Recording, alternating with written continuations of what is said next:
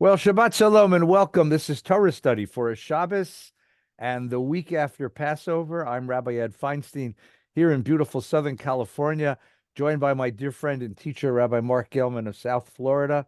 And we're delighted to have everybody with us. The news these last several weeks, these last several days continues to be dire. I was on the UCLA campus for the demonstration last week, and I got to tell you that that was before the fight broke out, and it was tense as anything. Um, and I could see where this tension is coming from. The Columbia campus now is occupied by the police, as are so many campuses around the country. And all of us, as we begin this Shabbos, are asking ourselves, like, what is going on, and what does it mean for us? What does it mean for us? And this morning, Rabbi Gelman and I are facing the middle, smack in the middle of the book of Leviticus. The parsha is called Acharei Mot. It's a set of laws and rules that follows the discussion. One of only two narratives in all of Leviticus. It's an industrial accident.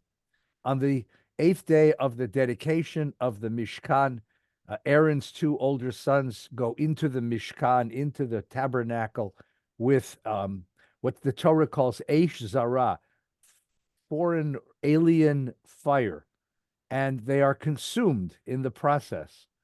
And Moses goes to comfort his brother. Famous statement is that Vayidom Aharon, Aaron was quiet.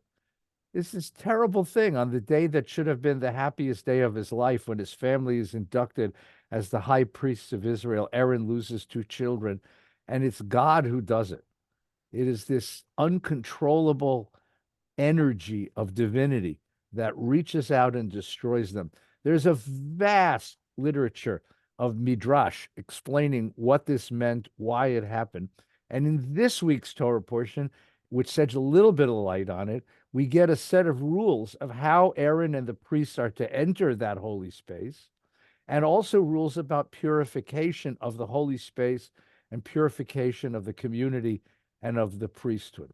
So there's two really important questions ahead of us.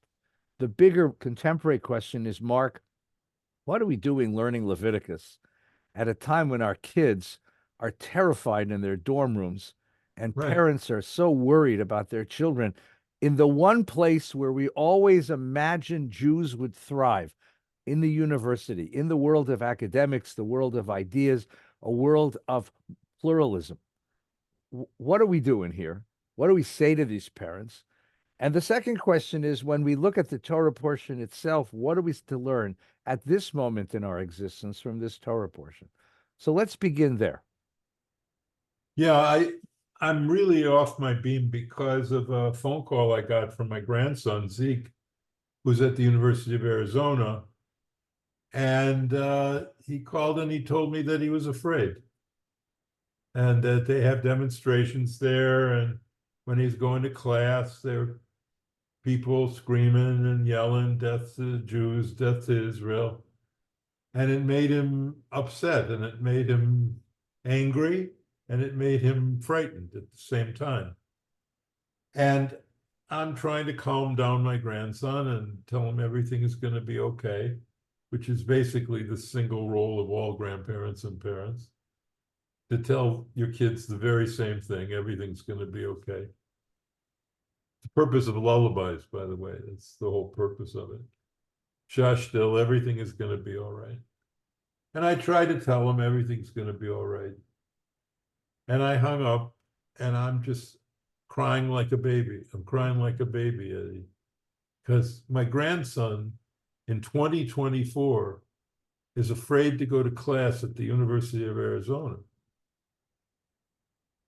And then I'm preparing for you today, and I'm saying, what possible relevance does the purification of an ancient priesthood, now disappeared, have to do with our lives today? What could it possibly say to us? And why should we study Torah when Torah has nothing to say about the crisis we're living through? So I came up with one basic idea. The reason I'm studying Torah with you today aside from the fact that I love you and I love the Torah, the basic reason is that in every week, it's important to do things that have nothing to do with your life. Why is that? Because if everything in religion is relevant, if everything in the Torah is a self-help book, then what we have in religion is nothing other than self-serving, self-beautifying, self-improving pop psychology. But if the Torah is what it says it is about, which you've often and beautifully spoken about, which is the story of the Jewish people in our relationship with God, if that's what it's about, then it's important to remember that story, particularly at times in your life when you're distracted by daily surahs. And so I think it's precisely the irrelevance of the Torah study that makes it relevant, because it's about something more important than what happens on Columbia's campus. The demonstrations are going to fade. Eventually, it's going to be summer, and nobody's going to be in the tents there. It's all going to end, and then maybe it'll start up again, and maybe it'll be in a different way. Maybe the news from Israel will change things. Who knows? But the basic fact remains that we are a people with a story that has nothing to do with this world. We are a people that have been created by a story that has to do with God. And as long as we stick to that story, we will remember that there is nothing in this world that can harm us. That's a beautiful statement. And I clearly appreciate the heart that it comes from. But I'm gonna very respectfully and humbly disagree with you. Okay. Okay, and I'll tell you why. Um, on Sunday, I was invited to speak at UCLA. I gave one of the prayers at the rally. Oh, really? Yeah. What happened was I got a text from the organizers early in the morning. And I when they asked me, they only asked me very late Saturday nights. But I thought this was important enough to go do it. Oh, yeah. And I asked them, like, am I going to be safe? Nina, my wife, was very afraid. She said, go find someone who can lend you a bulletproof vest. She was really worried about this. So I texted the guy, I texted the organizers, and they said the police will be there. The two demonstrations will be pushed apart. You'll be fine. I get a text from them in the morning. The demonstrators pushed down the barricades, and they're now coming at each other. So I get there, and in order to get to the pro-Israel demonstration where I spoke, you had to go through a very narrow corridor, which was being held by several dozen UCLA police officers between the two demonstrations. And people are shouting. They're just screaming. They're waving signs. And it was a very powerful experience because what I kept thinking, and I know this is very unpopular, I want Hamas destroyed. I want these bastards brought to justice. I want the hostages back with all my heart. But when that happens, we're going to have to live together. Coexistence is the long term here, not destruction of one side or the other. And there was no room for coexistence at that moment, with two sides shouting at each other, screaming at each other, pointing to the other as absolute evil, pointing to as absolute evil. And at that point, you have to begin to wonder, like the mob. And what worries me is that sense of I am all right and they are all wrong. I am all good and they are all evil. It's called Manichaean. It's a binary, us and them. That attitude has to give way to an attitude of, well, we had our part in this too. And we have to listen to the other side. And we have to be able to engage the other side. I kept looking for people in the Palestinian crowd who I knew were good people, whose the reason for being where was not to destroy the Jews. They were there because they're concerned about Palestinian children. And I can identify with that. And they would tell you, release the hostages, let's make peace. And there were people on the Israeli side who I knew feel the same way. But at that moment, everyone was just so screaming at each other. The Torah this week introduces this idea. We build this Mishkan, this place to worship God. And God expects us to be perfect. What the sons of Aaron did was they broke one of the rules and they paid dearly for it. Aaron paid it. These boys lost their lives. But then the Torah portion comes back and says, this week, you're going to make mistakes. Every human being, every human system contains flaws. Here's how you correct them. Perfection is not a static thing, it's a dynamic thing. It's an aspiration. We have to work toward it. But it starts by saying, yeah, I make mistakes. I'm not totally good. I know that my motives, my intentions, and certainly my actions are not totally good. That's why we read this Torah portion on Yom Kippur. We read this Torah portion on Yom Kippur because it's the day we stand in front of God and say, I'd like to think of myself as a good, righteous person, but I know that I'm not. And even the things I can't remember that I did, God, I know you remember.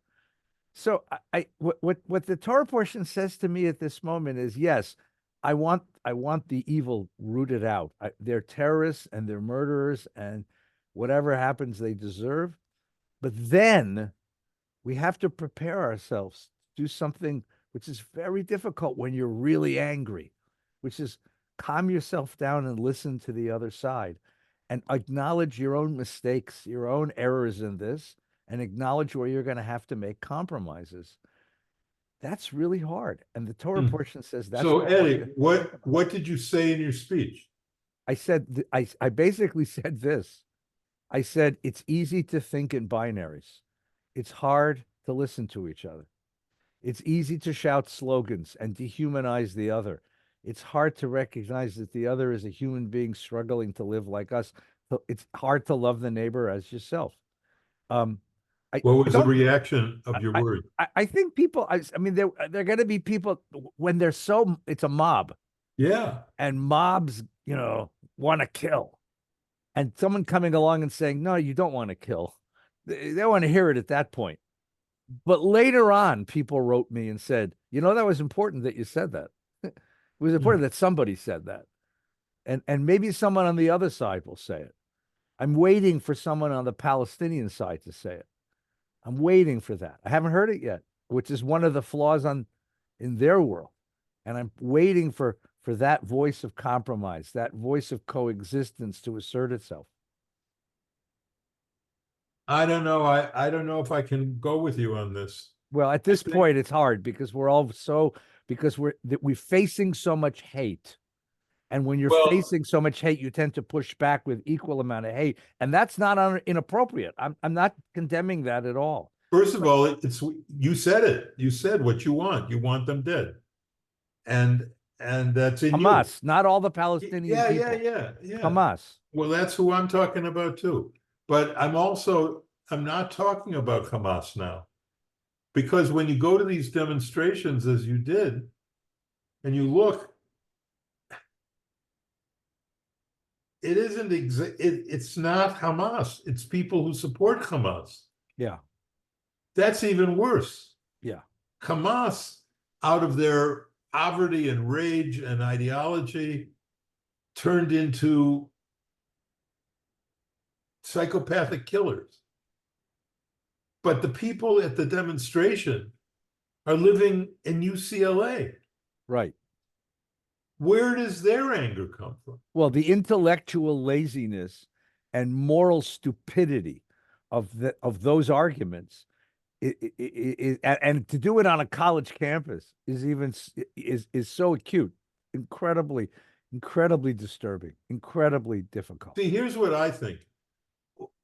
If we were, the big conversation now, of course, among intellectuals is this 1933? Right. And you have the Franklin Forward piece, the end of the golden age of American Jewry, and is America turning against Jews, and all of that. And I do not think it is, and I don't buy that argument. But what I will say is this. In retrospect, if there were Jews who went to oppose a Nazi rally, I don't want to hear there's something on both sides that we have to listen to and understand and adjust to. No, these are Nazis. I want them dead. And Right. the Talmud listens to that and knows that impulse and doesn't condemn it. It says, if someone comes to kill you, get up earlier in the morning and kill them first. Yeah, but There's Mark, laws concerning a rodef, a but you're right. pursuer. You're right. Except for one small. Let's push this. I've thought of this. I'm not Okay. so obtuse. You're right. Of course, you're right. I want Nazis gone. I want Hamas gone. Germany today is Israel's best friend in the world. Yes, It's even a better friend than America right now. I think that's Germany's right. giving weapons to Israel when America was futzing around in the Congress, right? How did that happen? Because there were Germans who opposed the Nazis, Germans who learned to oppose the Nazis, Germans who came to understand their responsibility and did tshuva. How did that happen? That's what we got to pay attention to. Are there Palestinians of the same ilk? A I don't hundred see it. years, I don't see it. not now, because we didn't even see that in 1940, whatever. But in 100 years, could we have Palestinians who respond to Israel the way Germany responds to Israel? That's a question. And what would it take? What will it take to get there? Because that's the future.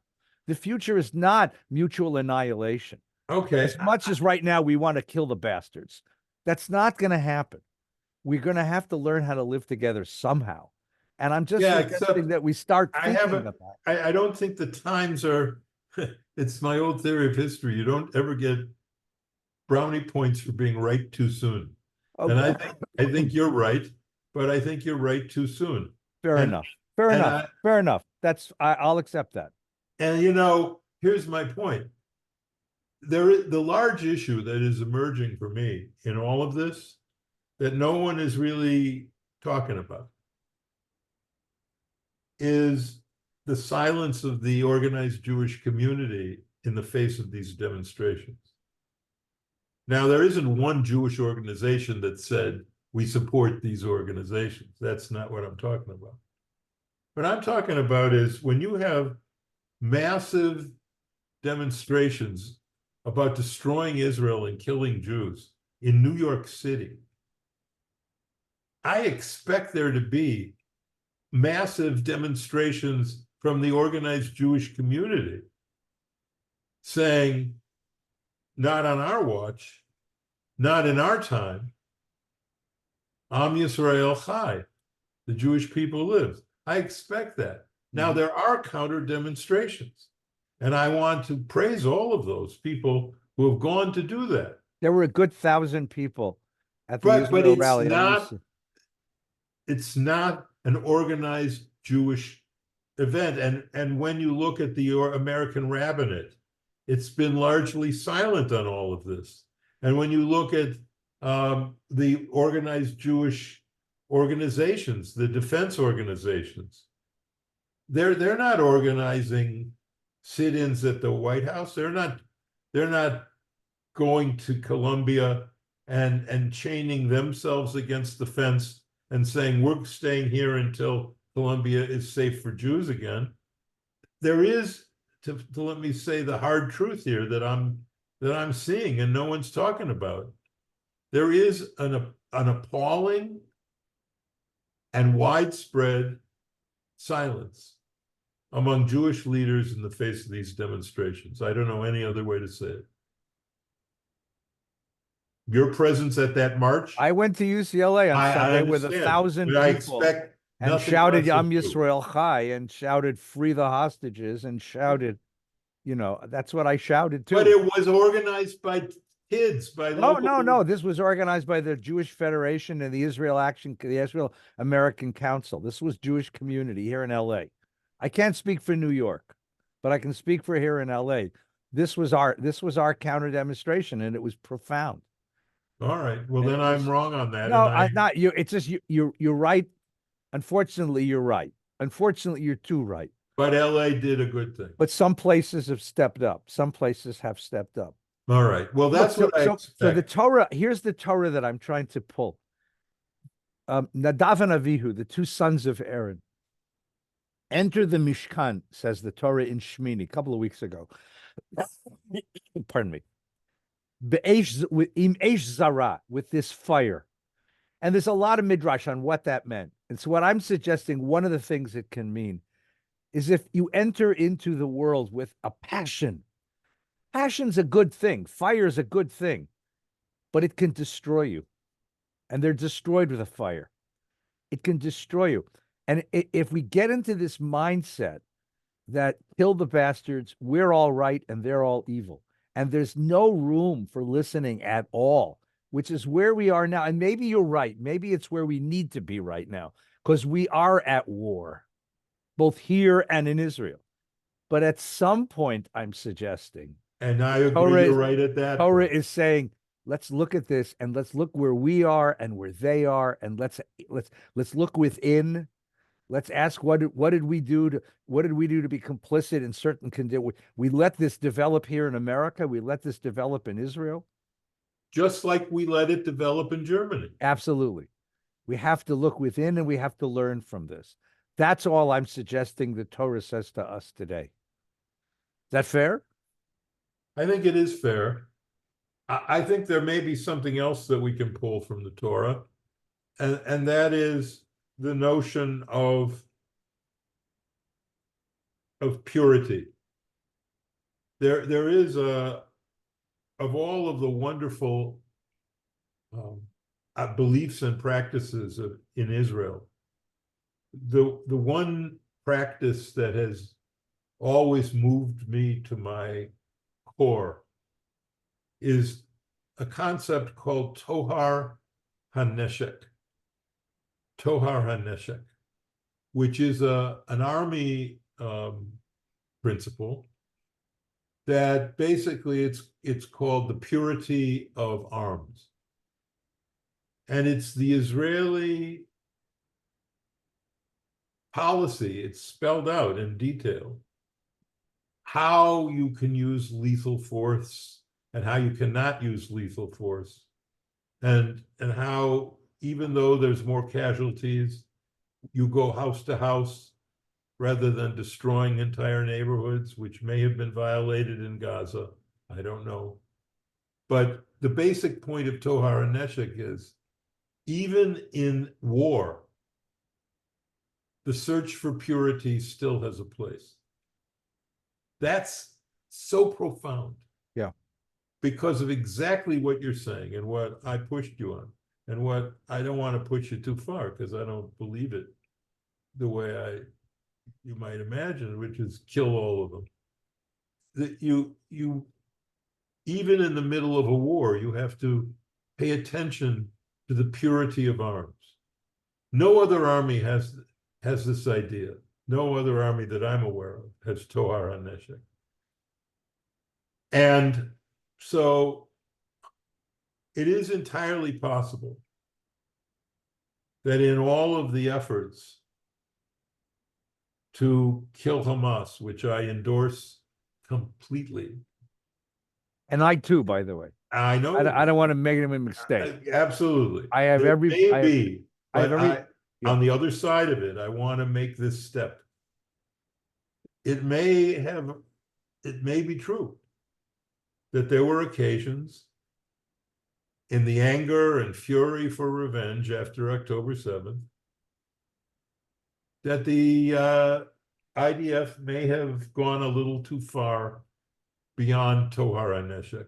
Way too far sometimes, but that's normal. That's what happens in war. But we say, and the IDF says, whatever is normal, we don't care about. We care about what we should do as Jews, even during war. Yeah. The Torah also comes to us with war laws. It says when you besiege a city, you can't cut down the fruit trees, which would be the normal thing you would do when you besiege a city, because all the trees were outside the walls. So they were vulnerable to you. You could cut them down. If you cut them down, it'll take 15 years before they can have olives again or fruit. And the Torah forbids you from doing that. And there's other war laws that you and I have taught at other times. So I think it's important that even in the midst of war, we pay attention to Tohar HaNeshek. Yeah. And I think that after the war, God willing, what you're saying is absolutely true, that we have to restore our understanding that the people who are there are made in the image of God just like we are. And we have to figure out some way to live with them. So I think we're in a very, very dark time, and there's nothing that I can say to my grandson other than it'll be all right. And then the end result, after I cried so much, was I came to an understanding I have to believe what I tell him. I can't just tell him this, that to comfort him as a technique. I can only tell him what I believe. And what I believe is what I read in the Haggadah, that Lador Vador, in every generation, there have been people who have risen up to try to kill us, but the Holy One, blessed be He, has saved us from their hands. And I believe that. And if I don't believe it now, when I need to believe it the most, then I don't believe it. So this has been one of the things that makes this so terrible, is that it tests our belief. And in addition to wanting to see more Jewish leaders and organizations in the press, organizing demonstrations with big time people, in addition to that, which I already said, I want people to speak more about God during this time. It is disturbing to me that in the pro-Israel demonstrations, we get slogans like Am Yisrael Chai. Okay, that's good. The Jewish people live. And Israel will win, and the Hamas is a bunch of murdering terrorists, psychopathic thugs.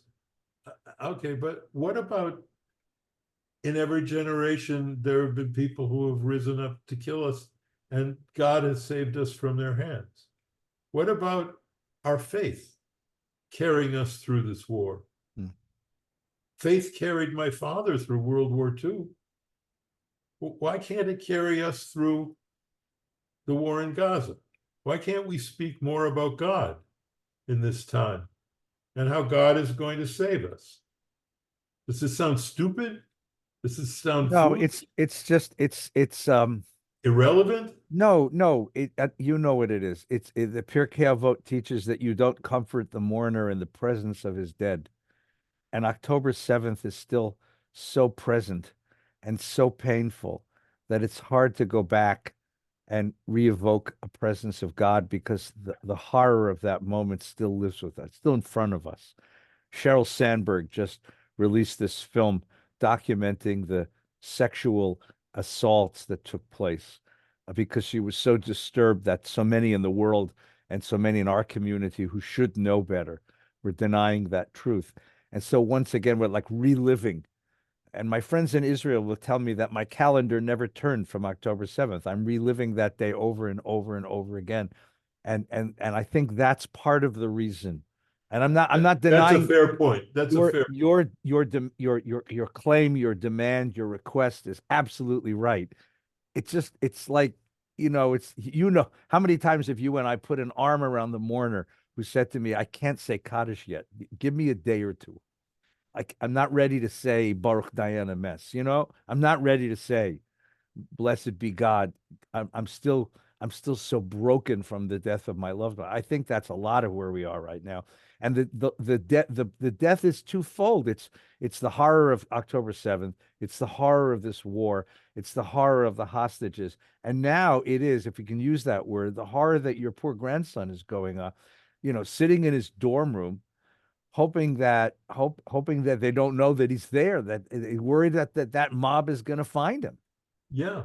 hoping that his dorm mates will protect him, right? The other thing that I would say is, I mean, what are we calling for at this moment? I think it's very interesting that Moshe in the Torah reasserts the sanctity of that Mishkan, and that Aaron, of all people, is willing to go in there. I mean, just lost two kids in that place. He's willing to step in to the promise once again of a covenant, even if that covenant has taken his kids.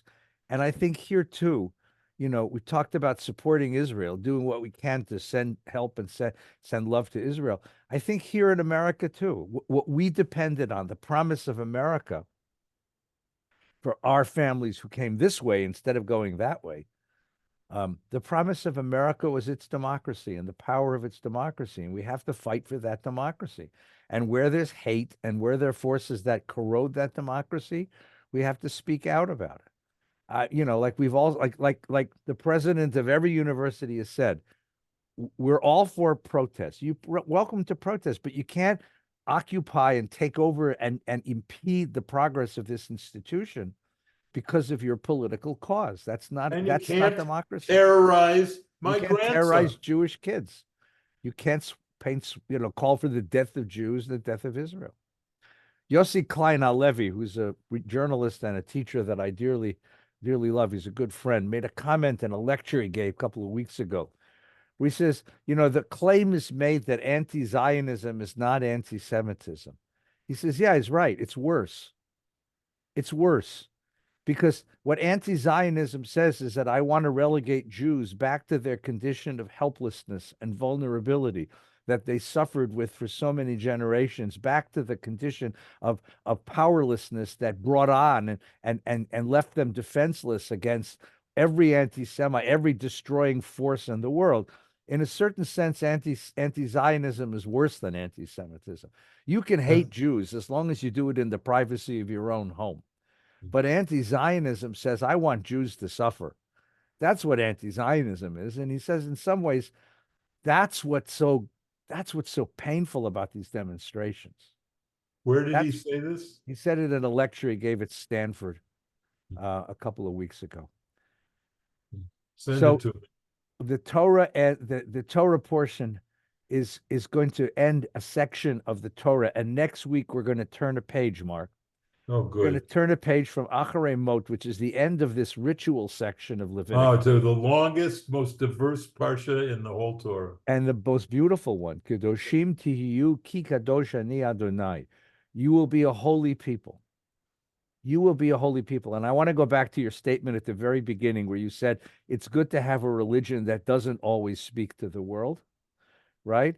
In particular, this one, which says to us, okay, for a moment, put aside what's going on and talk to yourself about who you are as a holy person in the world and what that demands of you. That, I think, is a very nice way to move beyond this Torah portion with all of its internal pain, Aaron's pain, the Jewish people's pain, the pain we're feeling right now, to a more lofty aspiration, which we'll take up next week.